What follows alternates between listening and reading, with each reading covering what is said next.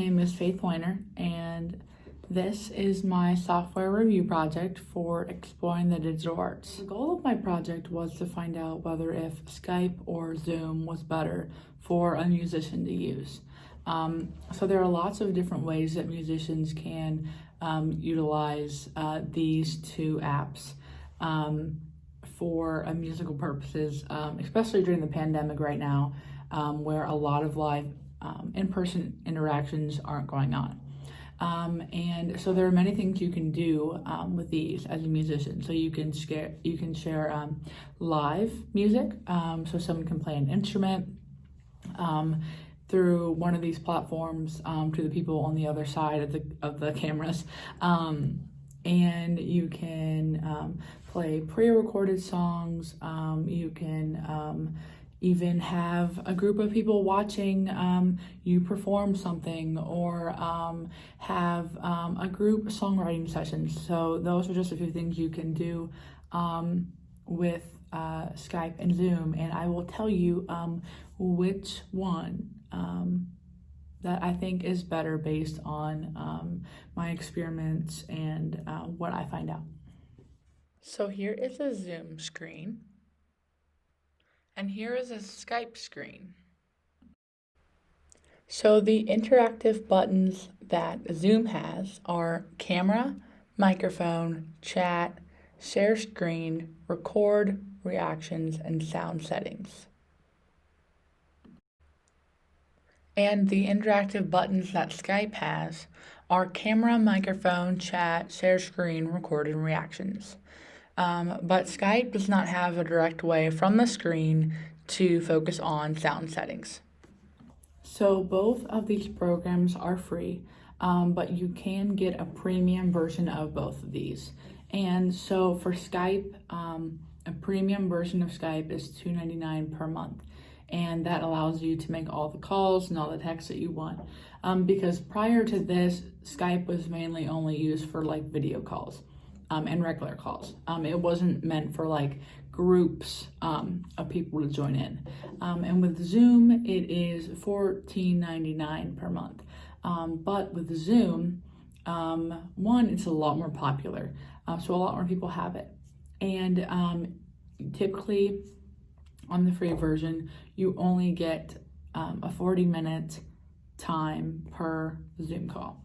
And so paying the $14.99 per month actually wipes away the time limit.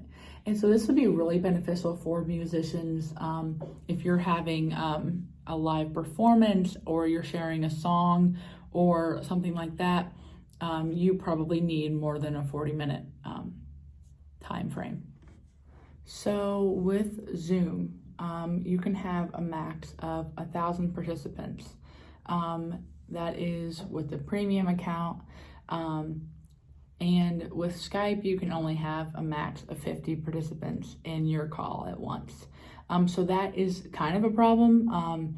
Like if you're performing to a big group of people, or it's like a virtual event, that is an issue if you can only have 50 people versus a platform that can have up to 1,000.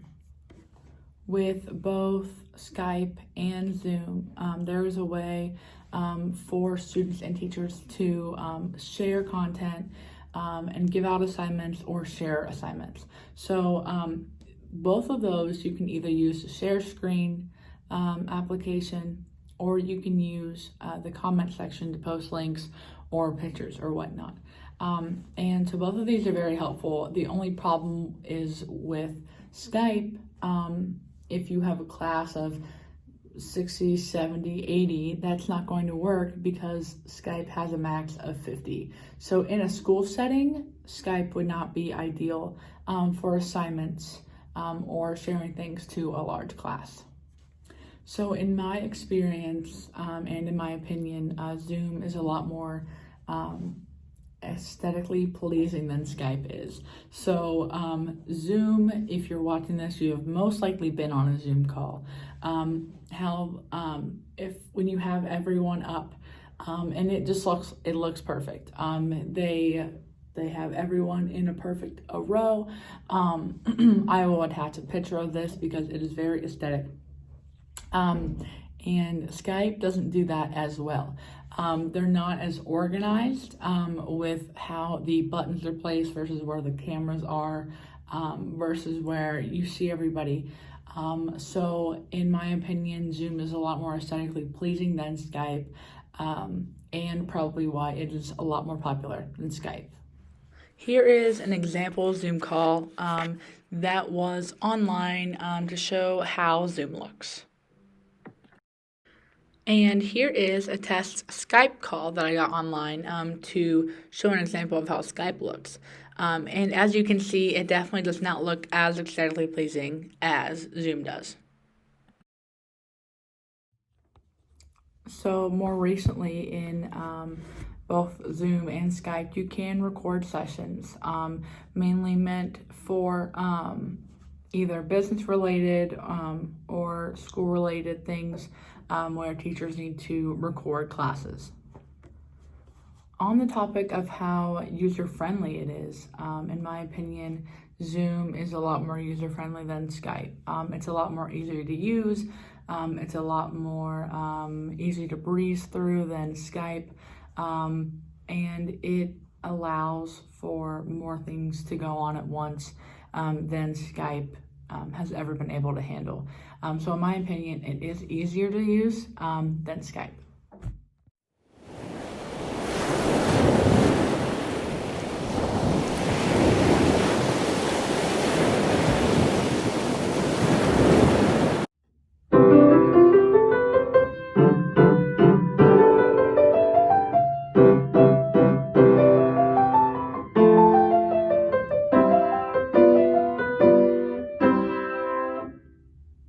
So after doing my experiment, I noticed that Zoom picked up the sound a lot more clearer.